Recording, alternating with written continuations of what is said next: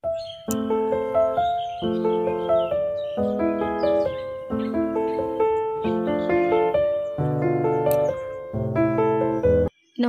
বন্ধুরা, আমি চুমকি। আমার সিম্পল গার্ডেন উইথ চুমকি চ্যানেলে সবাইকে স্বাগত জানাই। আশা করি সবাই খুব ভালো আছেন। বন্ধুরা দেখুন, আমাদের শখের বাগানে যখন মিলিবাগের উৎপাত শুরু হয়ে যায় তখন দেখা যায় গাছগুলোর অবস্থা খুব খারাপ হয়ে যাচ্ছে। ধীরে ধীরে গাছ মারাও যেতে পারে যদি না আমরা এই মিলিবাগকে নিয়ন্ত্রণে আনতে না পারি।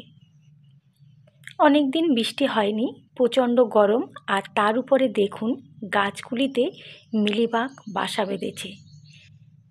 বিশেষ করে এই জবা গাছগুলিতেই কিন্তু বেশি মিলিবাগ হয়ে থাকে।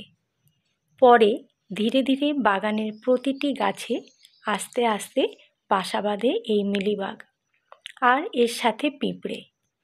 এই দেখুন মিলিবাগের খুব ছোট ছোট ডিমগুলোকে পিঁপড়ে এক গাছ থেকে আর এক গাছে খুব দ্রুত ছড়িয়ে দেয়। এই দেখুন গাছটির কী অবস্থা করেছে। তো চলুন বন্ধুরা, আজকের ভিডিওতে আমি দেখাবো কিভাবে এই মিলিবাগের থেকে গাছগুলিকে খুব সহজেই একদম অল্প সময়ের মধ্যেই মিলিবাগ মুক্ত করে বাঁচাতে পারবি। আর বন্ধুরা, এটি একদম 100% কার্যকরী পদ্ধতি, একদম সেরা পদ্ধতি। একটিও মিলিবাগের ডিম, পিঁপড়ে কেউ রেহাই পাবে না। চলুন বন্ধুরা, প্রমাণসহ দেখে নিন কিভাবে আমি এই জবা গাছটিকে মিলিবাগ মুক্ত করে গাছটিকে বাঁচাতে পারলাম দীর্ঘ সময়ের জন্য। এই দেখুন বন্ধুরা, এটি হলো এক্কা ইনসেক্টিসাইড। ভীষণ ভালো কাজ করেছে আমার বাগানের মিলিবাগ তাড়ানোর জন্য। আর এখানে দেখতে পাচ্ছেন বন্ধুরা, এই ইনসেক্টিসাইডটি কেবলমাত্র মিলিবাগ নয়, চোষক পোকা, সাদামাছি, পিঁপড়ে সমস্ত কিছুই 1 মিনিটের মধ্যে মেরে দেবে। তো দেখুন এখন এটির ব্যবহার আমরা দেখে নেব যে কিভাবে আমরা এটিকে গাছে ব্যবহার করব। বন্ধুরা, 20 গ্রামের এই পাউচটির দাম নিয়েছে মাত্র 30 টাকা। এবার দেখুন এই কীটনাশকটি, এখানে আমরা এই যে ছোট চামচ, এই ছোট চামচের 1 চামচেরও কম, দেখতে পাচ্ছেন বন্ধুরা 1 চামচেরও কম আমরা নিয়ে নিলাম। এখন এর সাথে 1/2 লিটার জল মিশিয়ে এটিকে খুব ভালো করে মিশিয়ে নিতে হবে। তারপর এটিকে আমরা গাছে স্প্রে করব। তো দেখতে থাকুন বন্ধুরা, এখানে একটি কথা বলে রাখি, এই যে ইনসেক্টিসাইড বা কীটনাশকটি, এটি কিন্তু আমরা খুব সকালে সূর্য ওঠার আগে ব্যবহার করতে পারি বা সন্ধ্যাবেলা ব্যবহার করতে পারি। কড়া রৌদ্রে কিন্তু কখনোই এই কীটনাশকটি আমরা গাছে স্প্রে করব না। আমরা এই কীটনাশকটি সন্ধ্যাবেলাতেই সব গাছে স্প্রে করে থাকি, কিন্তু সন্ধ্যার দিকে যেহেতু অন্ধকার মতন হয়ে যায়, তার জন্যে ভিডিওটি হয়তো আপনারা ভালোভাবে বুঝতে পারবেন না, কিংবা আমি হয়তো ভালোভাবে দেখাতে পারবো না। তার জন্যে দেখুন খুব ভোরের বেলা সূর্য ওঠার আগে এই যে জবা গাছটিতে প্রচুর পরিমাণে মিলিবাগ হয়ে আছে, তো সেই মিলিবাগের জায়গাগুলোতে মিলিবাগের গায়ে খুব ভালো করে ধরে ধরে এই কীটনাশকটি স্প্রে করে দিয়েছিলাম।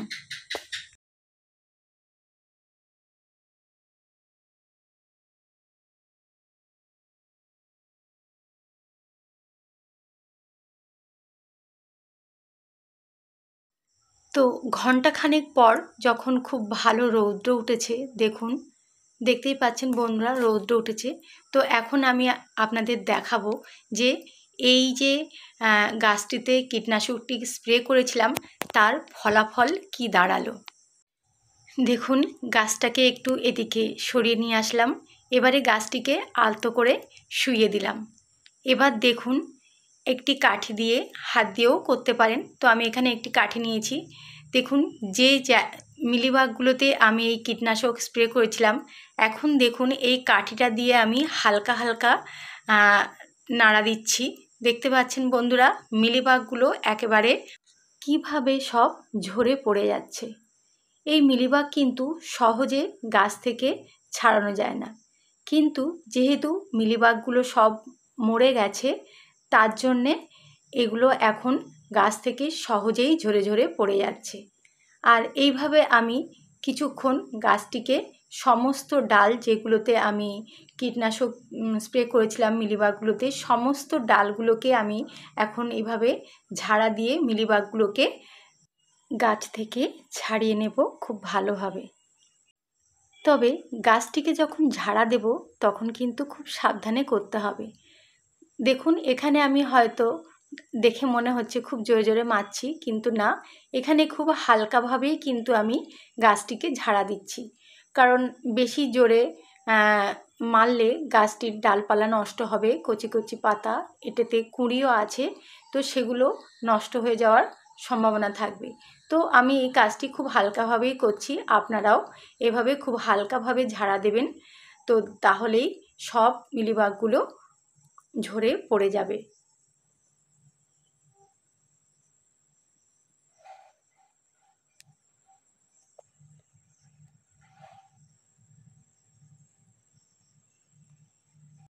তো দেখুন বন্ধুরা, এভাবে গাছটির আগা গোড়ায় যত মিলিবাগ ছিল সব মিলিবাগগুলোকে আমি এভাবে ছাড়িয়ে নিয়েছি। দেখুন এখন এই জায়গাগুলো কিন্তু আর সেই মিলিবাগ নেই। দেখতে পাচ্ছেন বন্ধুরা, মিলিবাগগুলো সব ঝরে গেছে, জায়গাগুলো ফাঁকা হয়ে গেছে। তো এর পরেও কিছু কাজ আছে, এরপরে কি করব আপনারা দেখতে থাকুন। এই যে দেখতে পাচ্ছেন যেখানে মিলিবাগগুলো আটকে ছিল সেখানে এখনও কিছু সাদা সাদা অংশ আছে, হতেও পারে এগুলো ছোট ছোট ডিম, কিংবা ওর গায়ে এই যে মিলিবাগের গায়ে যে সাদা অংশগুলো থাকে সেগুলো এখনও কিছু কিছু জড়িয়ে আছে। তো এগুলোকে যদি আমরা না পরিষ্কার করে দিই তাহলে আবার কিন্তু এই গাছে খুব দ্রুত মিলিবাগ চলে আসবে পিঁপড়ের সাহায্যে। তো চলুন এখন আমরা কি করব দেখে নিই। দেখুন এবারে এই মিলিবাগগুলোকে একটি ঝাড়ুর সাহায্যে এক জায়গায় করে নিয়েছি। এখন এগুলোকে আমি একটি পাত্রে তুলে নেব। এবার এই মিলিবাগগুলোকে নিয়ে আমি সোজা চলে যাব আমার রান্নাঘরের বেসিনে। সেখানে আমি এই মিলিবাগগুলোকে দিয়ে দেব। এগুলো মারা গেছে, এখন এগুলোকে এই জলের সাথে দিয়ে দেব, এগুলো সোজা বাইরে চলে যাবে, আর বাগানে ফিরে আসার কোনো সম্ভাবনাই থাকবে না। আর এদিকে এই গাছটিকে আমি খুব ভালো করে ধুয়ে নেব।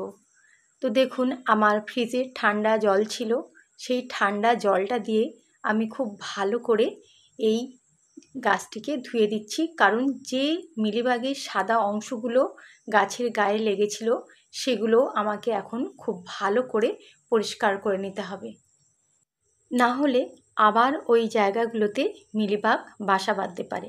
তো দেখুন এভাবে ধুয়ে নেওয়ার ফলে আরও কিছু মিলিবাগ ছিল, যেহেতু গাছটিকে তো আমি খুব জোরে ঝাড়া মারতে পারিনি গাছের আঘাত লাগবে বলে, তো তার জন্য ধুয়ে দিয়েছি। তার ফলে গাছের গায়ে যে সাদা অংশ এবং আরও ছোট ছোট ক্ষুদ্র ক্ষুদ্র মিলিবাগ ছিল সেগুলোও ধুয়ে বার হয়ে গেছে। এই দেখুন বন্ধুরা, সেগুলোও ধুয়ে বার হয়ে গেছে।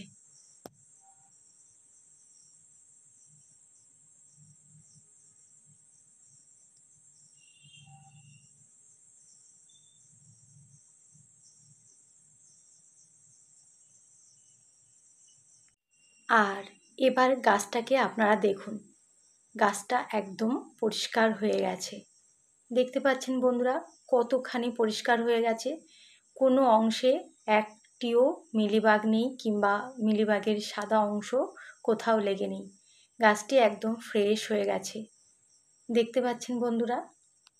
তো এভাবেই আমি আমার জবা গাছটাকে খুব সুন্দরভাবে বাঁচাতে পারলাম। আর এই পদ্ধতিতে মিলিবাগ তাড়ানোর ফলে আমার গাছটাতে অনেক দিন আর মিলিবাগ লাগার কোনো সম্ভাবনা থাকবে না। তো বন্ধুরা আপনারাও আপনাদের গাছগুলো থেকে যদি মিলিবাগ তাড়াতে চান তাহলে এইভাবে মিলিবাগকে তাড়ান। আমি বলছি খুব ভালো কাজ দেয়, আর আমি তো তার প্রমাণ দিয়েই দিলাম, আপনারা দেখতে পেলেন। আর এটি খুব দীর্ঘমেয়াদী কাজও করে, অনেক দিন পর্যন্ত আর গাছটিতে মিলিবাগ লাগার সম্ভাবনা থাকবে না। ভিডিওটি যদি ভালো লাগে তাহলে অবশ্যই লাইক করবেন, বেশি বেশি করে ভিডিওটি শেয়ার করে দেবেন। আর আপনারা যারা এখনও আমার চ্যানেলটিতে নতুন এসেছেন, অবশ্যই চ্যানেলটিকে সাবস্ক্রাইব করে চ্যানেলটির পাশে থাকার অনুরোধ রইল। বন্ধুরা, আজকের ভিডিওটি তাহলে এই পর্যন্তই। সবাই ভালো থাকবেন, সুস্থ থাকবেন।